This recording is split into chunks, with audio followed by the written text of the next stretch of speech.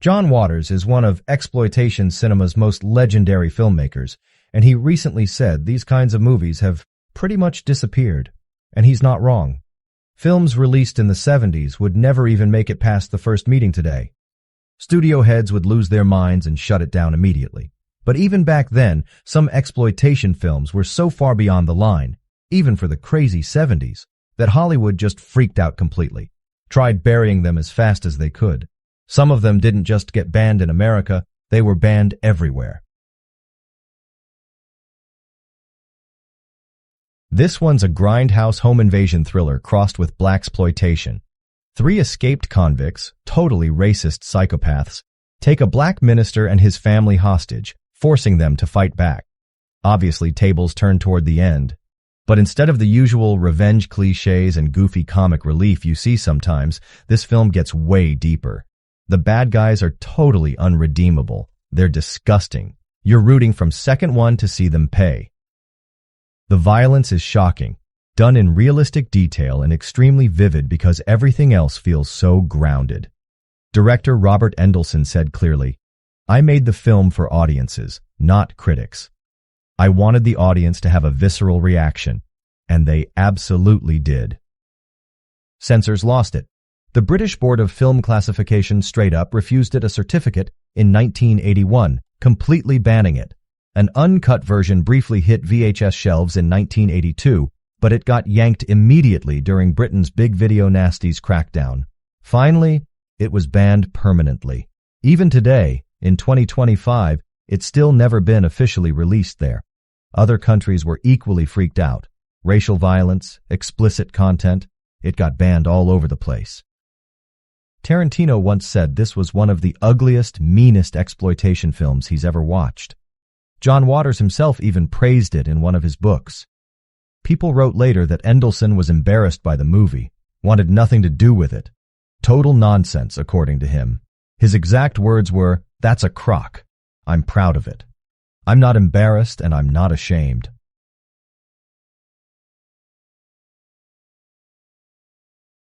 Russ Meyer is basically the patron saint of wild, over-the-top exploitation cinema.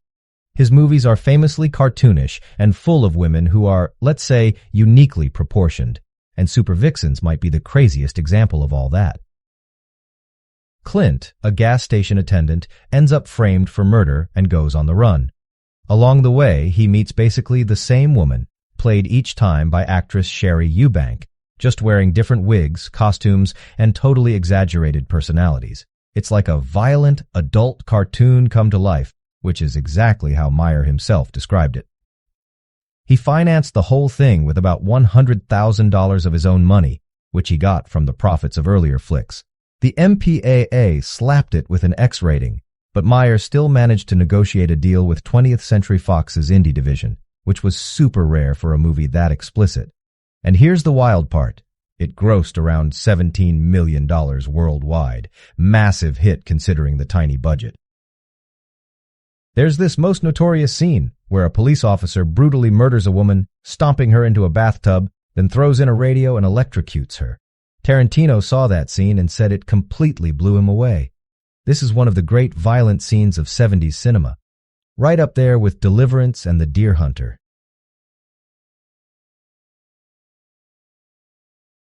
Directed by Ken Russell, The Devils is easily one of the most controversial studio films ever made. Oliver Reed and Vanessa Redgrave star in this disturbing, X-rated historical drama. Based on real events from 17th century France, the Loudun possessions, this movie tells the story of a priest accused of witchcraft and demonic possession by a convent of nuns. It got banned everywhere, censored everywhere else. Even in the UK and US, it was released only after huge cuts. Warner Brothers chopped out graphic exorcisms, nudity, and all kinds of scenes. And to this day, they still refuse to release the fully uncut original version.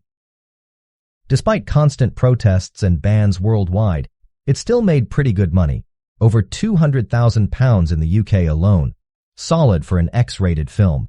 And over time, critics started seeing it as a genuine masterpiece.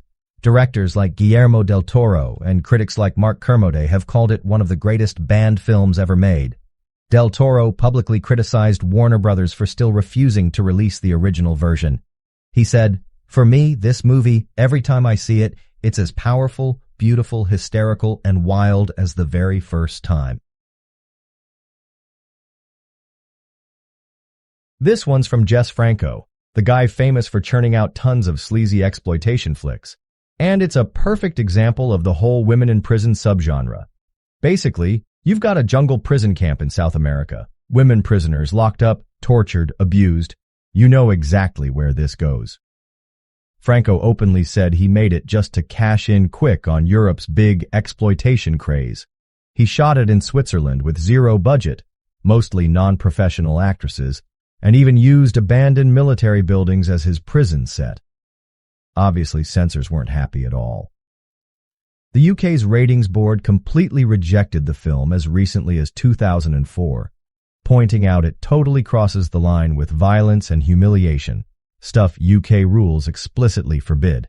It got banned by local British councils first, then officially outlawed during the 80s video nasties panic, and it's never been legally released uncut in Britain since. Same story in Italy. Totally banned. The US never even saw a proper theatrical release, just bootleg VHS tapes through the 80s and 90s and shady DVDs later on. The thing about this movie, there's zero context, no background on characters, no plot, no reasons. It's literally women being brutalized for 90 minutes straight, even by Jess Franco standards. And trust me, he made even nastier movies. This one's super grimy, super sleazy.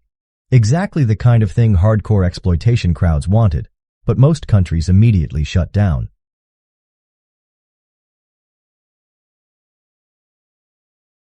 Another infamous one from the early 70s. This movie is basically torture horror set in 18th century Austria, showing religious witch hunters brutalizing innocent people, especially women, in graphic detail. Tongue-ripping, branding, burning, realistic gore nobody expected at the time. The distributor, Hallmark Releasing, went all in on marketing stunts, advertised it as rated V for violence, handed out actual vomit bags to theater audiences, promised it was guaranteed to make people sick. And yeah, it worked. Huge headlines, tons of attention. The film cost around 75 grand and ended up pulling over $2 million in America alone. Big money for a European horror import back then. Censors, of course, hated it. The UK completely banned it theatrically at first, then later allowed it only after serious cuts. Germany banned the movie from the 80s all the way until 2016, when they finally lifted it, making it only the second movie after the Texas Chainsaw Massacre to get unbanned there. Eventually, uncut versions got released decades later. But for years, this was one of the nastiest, most controversial exploitation films out there. The tagline for this one warned clearly, "This film offends everybody." It wasn't kidding. Ralph Bakshi, the legend behind controversial animated films, made Coonskin as a satirical takedown of blaxploitation movies and American racism. It's about Rabbit, a streetwise guy who takes over Harlem's organized crime rackets, fighting racist police and the mafia. It's cartoonish, provocative, and sharp, but at the time, not everyone got the joke. Immediately, the Congress of Racial Equality protested hard. They disrupted the premiere, called the film racist, forced Paramount Pictures to drop it instantly. Bakshi was forced to redo some of Barry White's voiceover to tone things down. It got so wild that Martin Scorsese, who was shooting Taxi Driver at the time, captured real footage of people running out of a theater because protesters had set off smoke bombs during screenings. Scorsese sent the footage to Bakshi, who said he didn't know whether to laugh or cry. After getting completely pulled from theaters, it vanished for 12 years before finally resurfacing quietly on home video under a different title. Bakshi always insisted this was his best film, but it got crushed by controversy. This one's basically an art house-style erotic thriller, kinda Hitchcock, kinda sleazy exploitation produced by Oliver Stone. Before he got famous, Stone was desperately trying to break into movies any way possible. He co-wrote and produced this tiny-budget exploitation flick, funded partially through connections of Lloyd Kaufman. He later founded Trauma. The plot's a twisted riff on Hitchcock's Vertigo.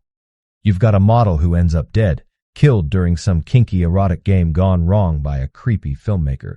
Her lover, another woman who's also a producer, sets up an elaborate revenge, manipulating a different actress who looks identical to the dead one.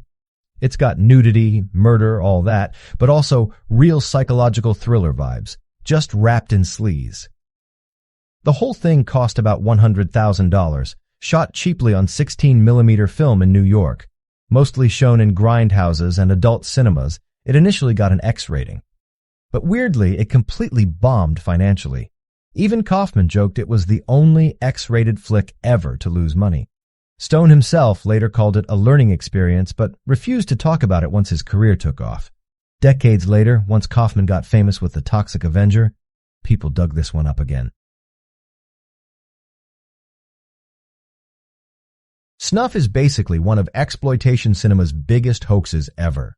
Originally shot cheaply in Argentina in 1971 as a low-budget horror film called Slaughter, it was loosely based on the Manson family murders, but the footage sat unreleased for years. Then, in 1975, distributor Alan Shackleton bought it, shot an entirely fake ending, a staged murder scene, and marketed it as a real snuff film from South America. People absolutely lost their minds. Feminist groups protested, cops investigated, FBI got involved, everyone freaking out that it was an actual murder caught on film. Totally fake, of course. Eventually, actors from the ending appeared on TV to prove they were alive. Still, several U.S. cities banned screenings, and it became notorious in the U.K. as one of the biggest video nasties, successfully prosecuted for obscenity and banned outright. Didn't get a legal uncut release there until 2003. But the controversy made it money. Shackleton spent about 11 grand shooting the fake ending, adding to the original 30 grand budget. The movie made over $1 million, huge profit given its tiny cost, proving yet again the crazier the controversy, the bigger the payout. Originally called The Incredible Torture Show, this one's about a magician and his assistant who kidnap women to torture them on stage in a sleazy off-Broadway theater. The movie got distributed mostly in grindhouses and drive-ins where it immediately pissed people off. You've got cannibalism, nudity, torture scenes everywhere. The MPAA slapped it with an X rating right away, and some places just flat-out banned it. It barely made anything when it first came out. But then, in the late 70s and 80s, midnight screenings started packing houses. This movie got huge in the underground circuit. By the 2000s, Trauma picked it up and released it on home video. Eli Roth even did a commentary track. He argues there's social commentary on human trafficking and greed buried in there if you squint. Director Joel Reed himself definitely thought of it as a dark satire. But honestly, most people just watch it because it's completely insane. This movie is basically the gold standard of notorious exploitation. Diane Thorne stars as Ilsa, a ruthless Nazi commandant who runs a concentration camp. She's obsessed with proving women are tougher than men, so she conducts these twisted experiments on prisoners. Plus, she tortures, abuses, and murders anyone who disappoints her. It was shot on the old sets from the TV comedy Hogan's Heroes, and they did it cheap, around $150,000. Canadian tax shelters funded it. Came out in grindhouses in 1975. Made over $2 million worldwide.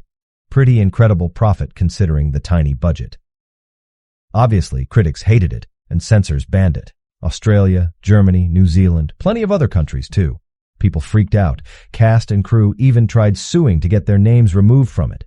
But the controversy made it famous, spawned multiple sequels, and it's now an iconic, foundational exploitation movie. Faces of Death was basically the forbidden fruit of VHS tapes. Director John Allen Schwartz pitched it as a documentary on death itself, but really it was just a mixtape of staged death scenes mixed with actual newsreel footage of real tragedies. Shot for around $450,000, it got banned everywhere: UK, Australia, New Zealand, Norway. The UK declared it an illegal video nasty, so just owning it there became a criminal offense. Even in places it wasn't outright banned, stores refused to stock it, and some cities made laws just to keep it from kids. But here's the thing, all those bans just made it huge. Underground screenings, midnight showings, bootleg tapes passed around schoolyards. It grossed over $35 million worldwide.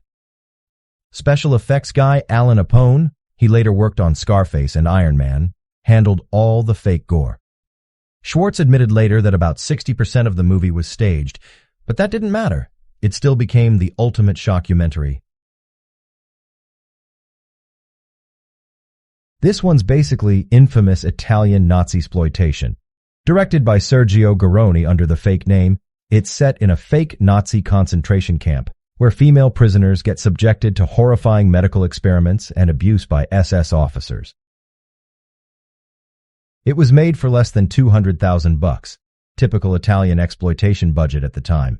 Immediately banned all over, most famously in the UK, where it became one of the poster children for their whole video nasty crackdown.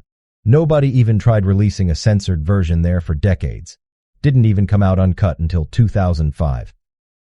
Truthfully, the movie's actually kind of tame by today's standards. Lots of nudity, explicit scenes, some torture, sure. One nasty scene has a woman refusing to cooperate, so they lock her in a tank, crank up the temperature to boiling, then instantly drop it to freezing cold. But mostly it's pretty dull. Badly made, badly acted. Still, because of all that outrage and censorship, it's one of those movies everyone heard about but hardly anyone ever saw. This one is a gladiator exploitation flick from Roger Corman. Pam Grier and Margaret Markov star as women who get enslaved in ancient Rome and forced to fight each other to the death. Corman basically pitched it as the Dirty Dozen meets Spartacus, with women.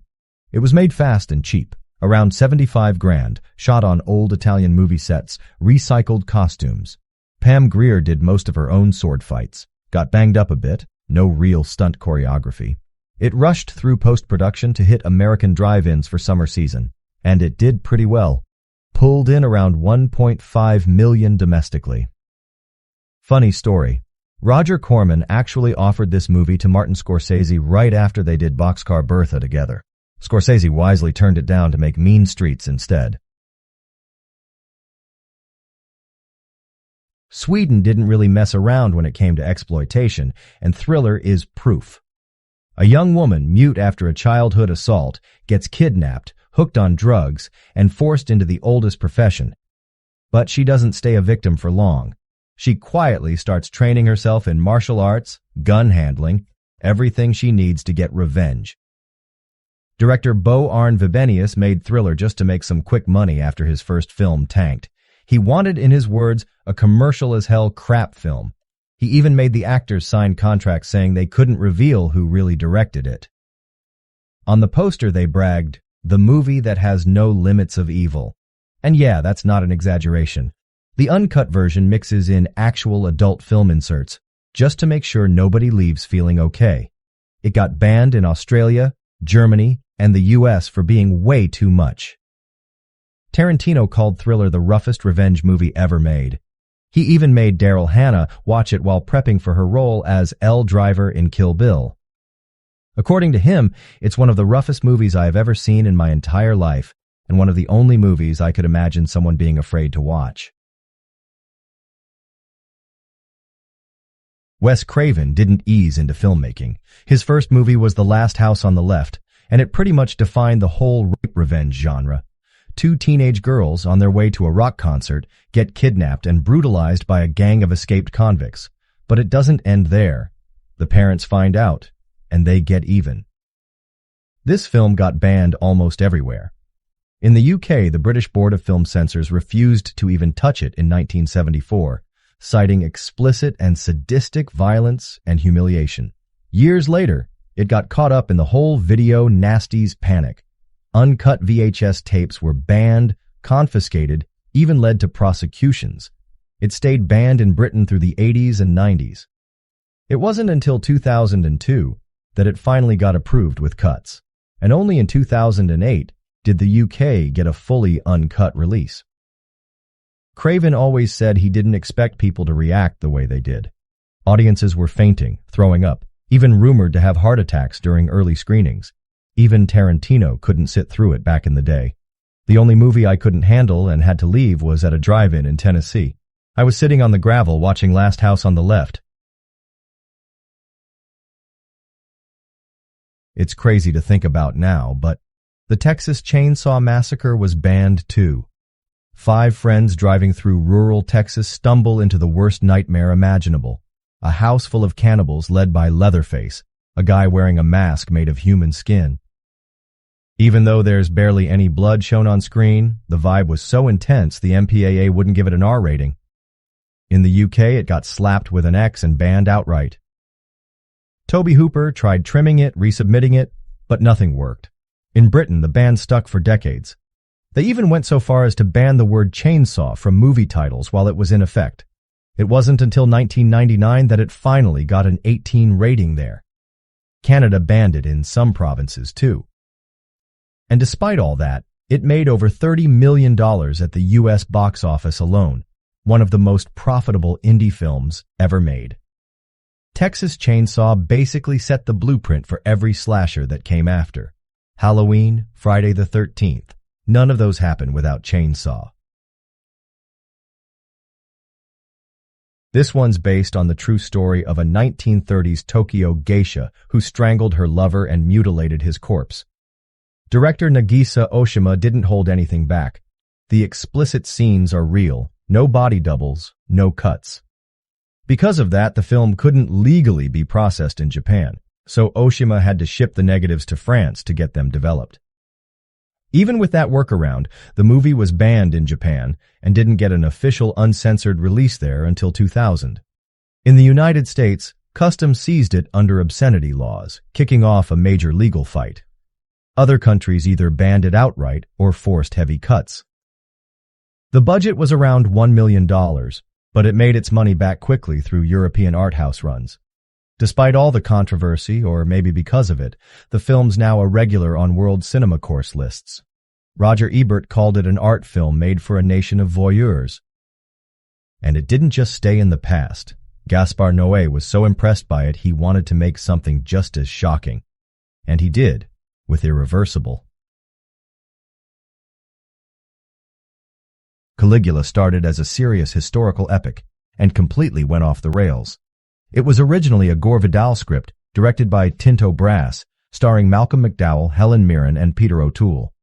But behind the scenes, Penthouse publisher Bob Guccione fired Brass, shot hardcore explicit scenes at night without the actor's knowledge, and recut the whole thing. The budget hit $17.5 million, one of the highest ever for an indie film at the time. McDowell and Mirren both disowned the final product. McDowell called it a pile of crap, and even Gore Vidal said it was easily one of the worst films ever made. Mirren was more forgiving, said, "There's a really great movie about Rome in there somewhere." Despite everything, it made over $23 million in the US, which is huge for a film this explicit. But it faced heavy censorship worldwide. It was banned in Canada, banned in Australia, and cut or rejected by censors across Europe. In the UK and US, only cut-down versions were widely released. The uncut hardcore version was limited to adult theaters or suppressed completely. If you know anything about John Waters, you know Pink Flamingos is probably his most infamous movie. Total landmark for what you'd call shock cinema. It's the kind of gross-out, trashy underground film that was made to freak people out, and it absolutely did. It's still one of the filthiest movies ever made, and that was 100% the goal. Real animal cruelty, real public indecency, and of course the scene where Divine eats dog poop, yeah, that actually happened. The story's about Divine, who's basically a Baltimore criminal icon, trying to defend her title as the filthiest person alive when this married couple shows up trying to steal her crown. These people keep women chained in their basement, so it turns into this ridiculous battle for who can outdo who in being the worst human being possible. What's ironic here, even with all the bans and protests, Pink Flamingos somehow ended up in the National Film Registry, right there with movies like The Long Goodbye and Lord of the Rings. Criterion even gave it a full release. When it hit its 50th anniversary a couple of years back, Waters said, "Pink Flamingo still works. It's still alarming, still confusing, still kind of frightening, but it's joyous too, I think, in the long run." This one's kind of a miracle of cheap filmmaking. Hollywood Boulevard is about a struggling actress who gets stuck working for a knockoff exploitation studio, and the movie itself was made the same way. Roger Corman basically dared Joe Dante and Alan Arkush to make the cheapest film in New World Pictures history. Their budget was just $60,000. They pulled it off by using stock footage from other Corman movies: car chases, explosions, monster attacks. They wrote a script around whatever footage they could scavenge, then just shot the connecting scenes cheap and fast. It only made about $1 million, but people in the industry loved it. A movie about bad movies, made from other bad movies. Tarantino even said later it was one of the things that got him thinking about low-budget filmmaking in a different way. This is Abel Ferrara's debut feature, and one of the earliest films to get completely wrecked by the video nasties panic. The story's simple. A struggling artist loses his mind and starts drilling random people to death. But the way it's shot gives it this grimy, punk-era vibe that felt more like an art film than a straight slasher. Ferrara directed and starred in it under fake names because they didn't have money for a real cast. Shot on 16mm in New York, totally guerrilla style, no permits, no set security, using real homeless people as extras. It barely got noticed in the US, but in Britain, it became a symbol of everything wrong with video culture. The cover art, a drill jammed into a guy's head, got it banned under the UK's Obscene Publications Act. It stayed banned for years. A censored version finally got through in 1999, but the full uncut release didn't happen until 2002. Ferrara always said he never meant for it to be a horror movie. He thought of it more like a Catholic guilt movie, but with gore.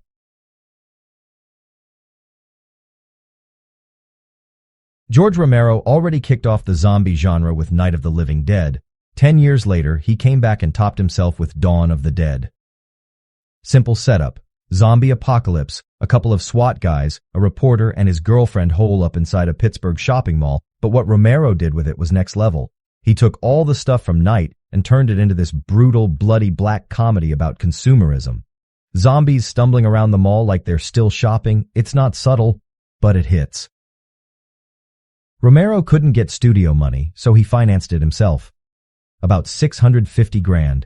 Italian horror maestro Dario Argento helped secure European funding in exchange for international distribution rights. Box office was massive. The movie pulled in around $55 million worldwide, which made it one of the highest-grossing indie films of its time. Critics were split. Some thought it was too violent, but Roger Ebert called it one of the best horror films ever made. When people talk about women in prison movies, it pretty much starts here. Caged Heat laid down the template. Plot's basic. Women stuck in a hellhole prison, dealing with a sadistic warden and a creepy doctor.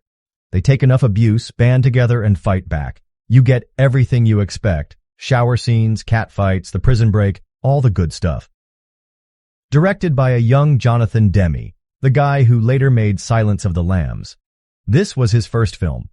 Made it for Roger Corman's New World Pictures, which basically meant cheap, fast, and with a lot of nudity. Shot in abandoned asylums around LA. Real sets, no money. Demme even edited it himself under a fake name because they couldn't afford an editor. Cost about $180,000 to make. Box office pulled in around $2 million. Huge profit for New World.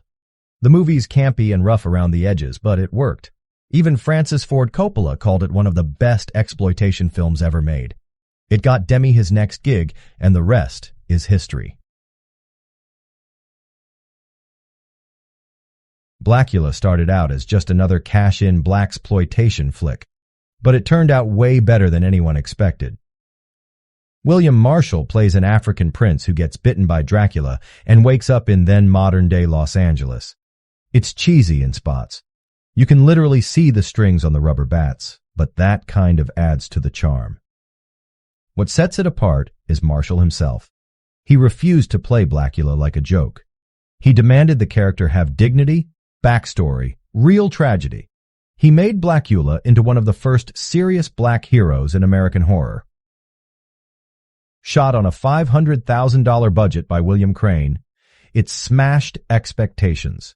Made about $7 million at the box office, crushed a lot of big studio horror movies that year. Plus, the soundtrack is packed with early 70s soul and funk. They even pushed it on radio stations, a first for horror. It even won the first ever Best Horror Film Award at the Saturns in 1973. If you're talking notorious exploitation, this one's always near the top. I Spit on Your Grave is brutal even by 70s standards. Camille Keaton plays a young writer who's assaulted and left for dead by a gang of local guys. She survives, and then the whole movie is her getting even one by one. Director Mir Zarki said he came up with the idea after helping a real assault victim get to a police station and seeing how badly she was treated. No major studio would touch it. Zarki self-distributed, rented theaters himself, took all the ticket sales. Critics destroyed it. Roger Ebert called it a vile bag of garbage and gave it 0 stars. Still, it pulled in over $5 million worldwide. Got banned in Australia, Norway, Ireland. Banned and unbanned in the UK for years. And despite or because of all that outrage, it's still one of the most profitable revenge films ever made. Roger Ebert said it best, or worst. It is a movie so sick, reprehensible, and contemptible that I can hardly believe it's playing in respectable theaters. Attending it was one of the most depressing experiences of my life.